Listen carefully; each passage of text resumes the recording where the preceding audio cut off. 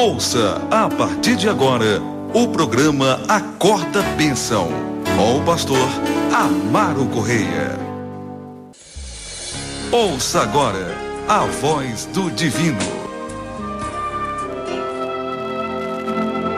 Louvado seja o nome de Jesus. Daqui a pouco, amados, estaremos orando. Mas deixa eu terminar essa abordagem de Marcos capítulo 12, o que será a quarta parte, né? O que será a quarta parte. Louvado seja Deus. E nós vamos pontuar alguns princípios e verdades do versículo 35 ao versículo 44, até porque do versículo 28 ao versículo 34 nós fizemos referência na abordagem anterior, ou seja, Marcos capítulo 12, terceira parte. Louvado seja Deus, que claro, não vai impedir de voltarmos a tratar desse trecho, porque ele resume toda a lei, fala do primeiro e do mais importante mandamento, que está associado ao segundo mandamento, porque o primeiro é amar a Deus, né? De todo o coração, de toda a alma, de todo o entendimento, de toda a força. Louvado seja o nome do Senhor. E o segundo, semelhante, é amar ao próximo como a nós mesmos. Louvado seja Deus. E esse princípio está interligado a tudo que esse capítulo já tem falado ao nosso coração. A gente vai concluindo isso cada vez mais que vamos nos aproximando do fim deste capítulo. Não é? Quando nesse versículo 35 do capítulo 12 de Marcos, Jesus, ensinando no templo, ele faz referência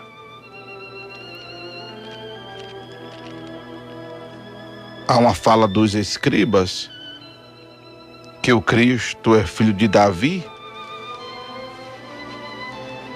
o que o próprio Davi disse pelo Espírito Santo. O Senhor disse ao meu Senhor: assenta-te à minha direita, até que eu ponha os teus inimigos por escabelo de teus pés. Se Davi mesmo lhe chama Senhor, como é logo seu filho? E a grande multidão ouvia de boa vontade. Jesus está exatamente vindicando e fazendo entender aos escribas a sua soberania, a sua superioridade, o seu senhorio, inclusive, sobre Davi. Não era que Jesus fosse filho de Davi. Apesar de Bartimeu ter dito, né? Jesus, filho de Davi. Só que Bartimeu falava com um entendimento diferente do aplicado pelos escribas. Porque do contrário, Jesus não daria atenção a ele. Como os discípulos disseram: cala-te que ele não vai te ouvir não. Porque os discípulos parece que de momento já haviam entendido que Jesus era maior que Davi. Porque na colocação dos escribas, que Cristo era filho de Davi, o inferiorizava. o inferiorizava. Não que Jesus ostentasse ser Deus, até porque Paulo, quando escreve aos Filipenses, ele diz que não teve por usurpação ser Deus, mas humilhou-se a si mesmo, assumindo forma de servo, tornando-se menor que os anjos, e achado em forma de homem, foi obediente até a morte e morte de cruz. Não havia ostentação em Jesus por ser Deus. Louvado seja o nome do Senhor. Mas havia o entendimento dos escribas, a exemplo dos fariseus. Por isso que essa palavra de Jesus foi exatamente fazer com que tanto um quanto o outro vissem que o filho de Davi era também o Senhor de Davi. Não é? Louvado seja Deus. Que o Messias era ao mesmo tempo descendente humano de Davi e seu divino Senhor. Essa era a vindicação de Jesus. Porque não havia esse entendimento dos escribas, muito menos dos fariseus. Essa palavra de Jesus dada aos escribas, que eles erravam em razão de não saber as Escrituras, pelo fato de, como já dissemos aos irmãos, eles, os saduceus, não crerem em anjos, não crerem no juízo divino, não crerem em muitas coisas, como por exemplo a ressurreição.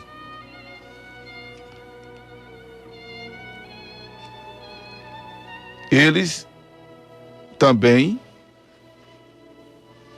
não haviam assimilado o Messiado de Jesus, concomitantemente a sua superioridade sobre Davi. E Jesus vindica isso aqui, mostrando ser soberano. E por Jesus ser soberano, aleluia, as atenções têm que estar voltadas para Ele. Glória a Deus. Glória a Jesus. Glória a Jesus. Os escribas erravam muito, porque inclusive, ao invés de serem humildes, eram soberbos, eram prepotentes, porque gostavam de estar nas primeiras cadeiras das sinagogas, nos primeiros assentos, nas ceias, devorar as casas das viúvas, com pretexto de largas orações, Era do tipo assim, vender a oração, ou então orar em função de uma recompensa material. E Jesus manda que os discípulos se guardassem dos escribas, que gostavam de aparentar, inclusive, também santidade com suas vestes compridas e saudações nas praças. Lembrando que isso aqui não tem nada a ver com os cultos ao ar livre, não é? Mas era o exibicionismo dos escribas, coisa que era também uma prática farisaica, não é? E Jesus adverte os seus discípulos a se acautelarem desses líderes religiosos que procuravam reconhecimento e honras humanas.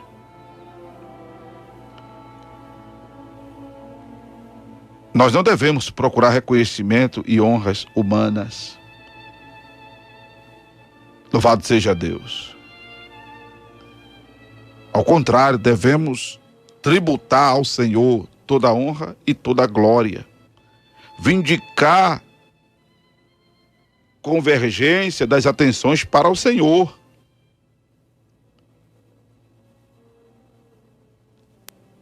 No louvor que entoarmos, na ministração que fizermos,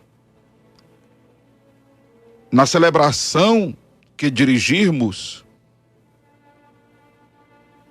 ou seja, tudo aquilo que alcançar os outros, devemos fazer com que as pessoas converjam suas mentes para o Senhor.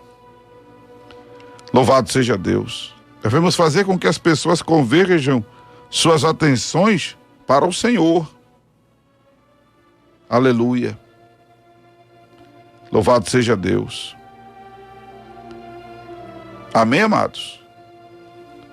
Devemos fazer com que as pessoas, glória ao nome de Jesus, se voltem para o Senhor. A quem devemos amar em primeiro lugar, e a exemplo da viúva pobre, devemos dar o nosso tudo. Devemos dar o nosso tudo. A viúva, como está escrito aqui no versículo 41 em diante, que Jesus sentado defronte à arca do tesouro, que ele estava no templo. Conforme diz o versículo 35, ensinando no templo, ele estava no templo. Observava a maneira com que a multidão lançava o dinheiro na arca do tesouro, ou o gasofilácio. E muitos ricos depositavam muito. Vindo, porém, uma pobre viúva, depositou 2 pequenas moedas que valiam 5 réis. E chamando os seus discípulos, disse-lhes: em verdade vos digo que esta pobre viúva depositou mais do que todos os que depositaram na arca do tesouro. Porque todos ali depositaram do que lhes sobejava, mas esta, da sua pobreza, depositou o que tinha, todo o seu sustento.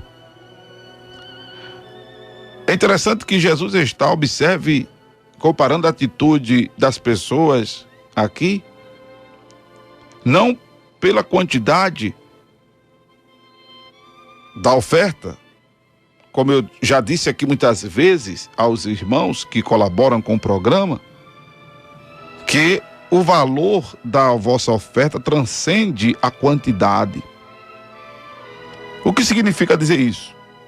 Significa dizer, amados, que é óbvio, quem pode dar mais, Deus sabe que pode dar mais. Como quem não pode dar mais, Deus sabe que não pode dar mais. Não é que vamos fazer pouco para que Deus se agrade, não, porque aqui não era a questão aqui da viúva estar fazendo pouco. A questão era que ela estava entregando tudo que tinha, o que ela tinha era aquilo, e ela estava entregando, diferente dos outros que poderiam até dar mais do que davam.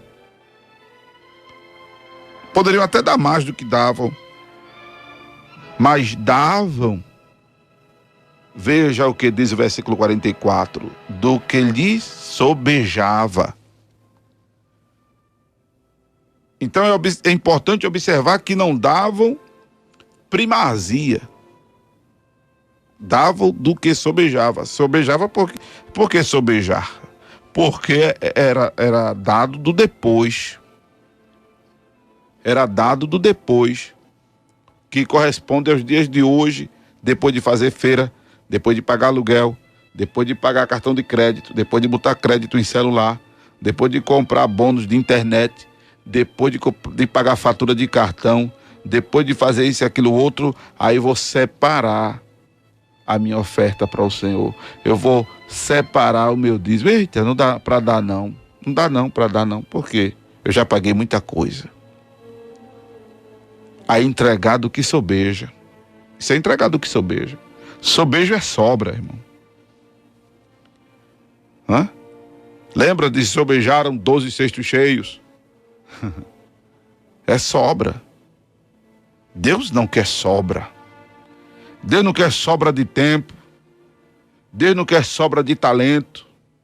Deus não quer sobra de recursos. O que Deus quer de nós é prioridade, é honra. É prioridade a Ele, é honra.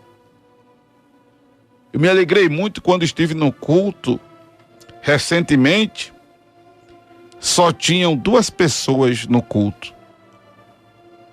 O esposo, que é evangelista, e a irmã. Que poderiam dizer assim: não vem mais ninguém para a igreja hoje.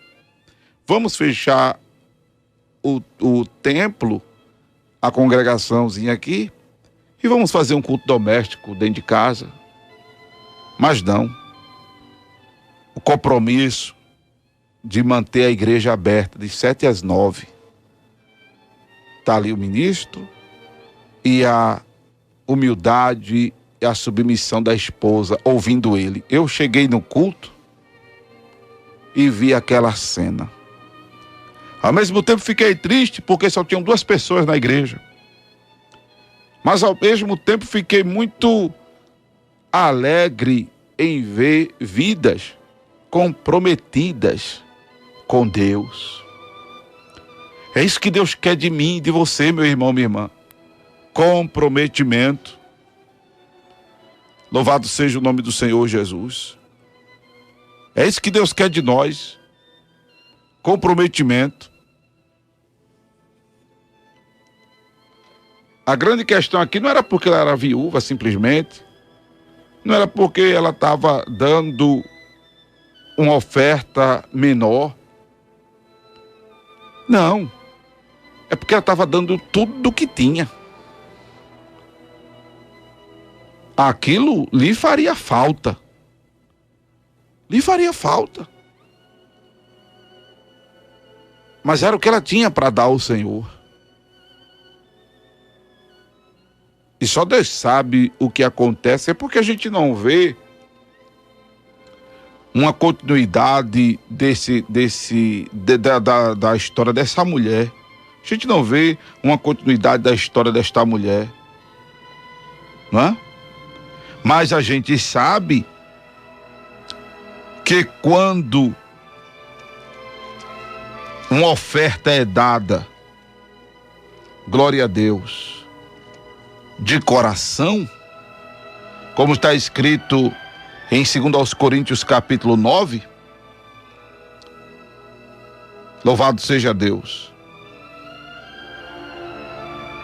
Porque o versículo 6, na perspectiva do versículo 6, ela ceifaria pouco.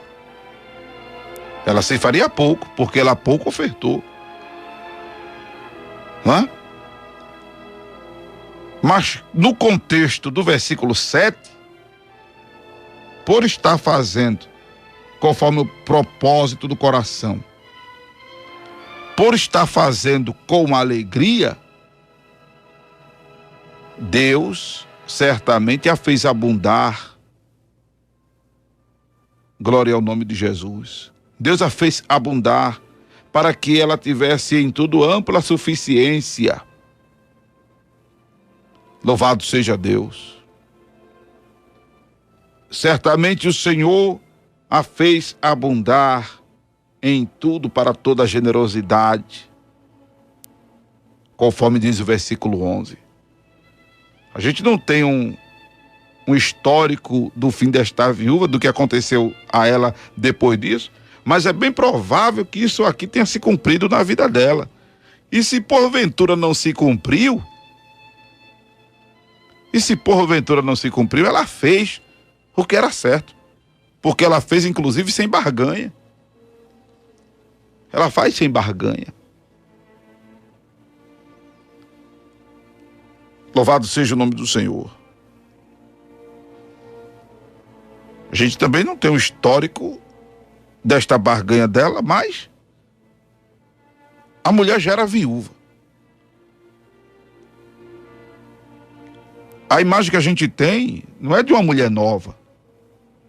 Claro que há pessoas que ficam viúvas novas, não é? Como a história que os saduceus contaram de uma mulher que casou-se 7 vezes. Tudo bem, foi com os irmãos do primeiro falecido, não é? Mas para casar 7 vezes depois tinha que ser uma mulher nova, não é? Mas a história da viúva, a ideia que a gente tem não é de uma mulher nova. Quando a gente se pensa numa pessoa viúva, já imagina que não é uma pessoa tão nova, não é? Quando a gente pensa em uma viúva, a gente pensa numa pessoa dependente já do favor dos outros. Ou então de um filho que trabalhasse para ajudá-la.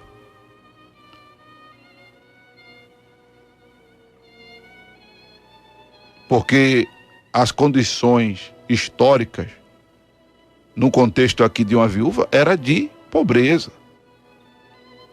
Salvo se o marido tivesse deixado alguma renda, alguma herança.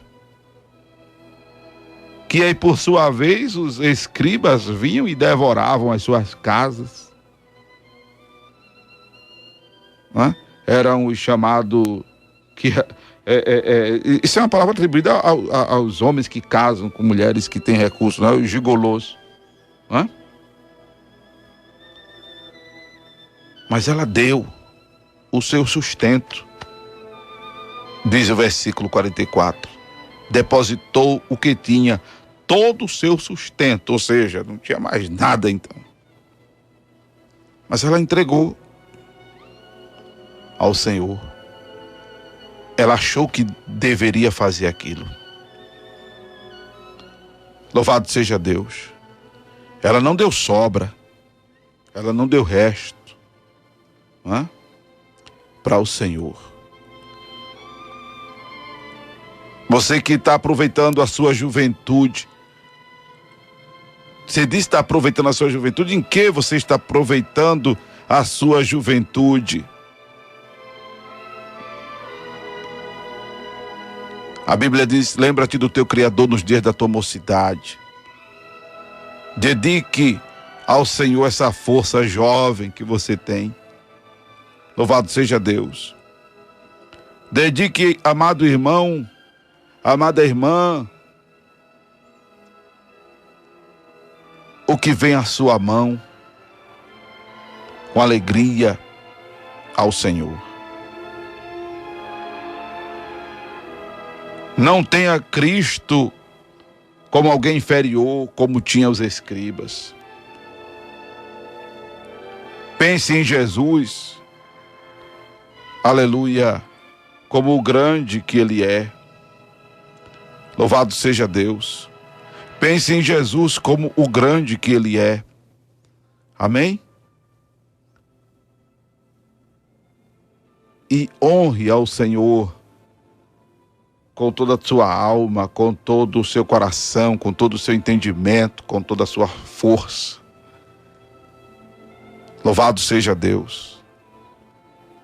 E assim você terá uma vida sarada, assim você terá uma vida resolvida, assim você terá uma vida abençoada. Louvado seja Deus. Assim você terá uma vida assim, promissora, na presença do Senhor, porque o Senhor é fiel e Ele vela sobre a sua palavra para a cumprir. Amém? E o Senhor, portanto, continue abençoando vocês todos, em o nome de Jesus, em o nome de Jesus. Você acabou de ouvir o programa Acorda Bênção, com o pastor Amaro Correia.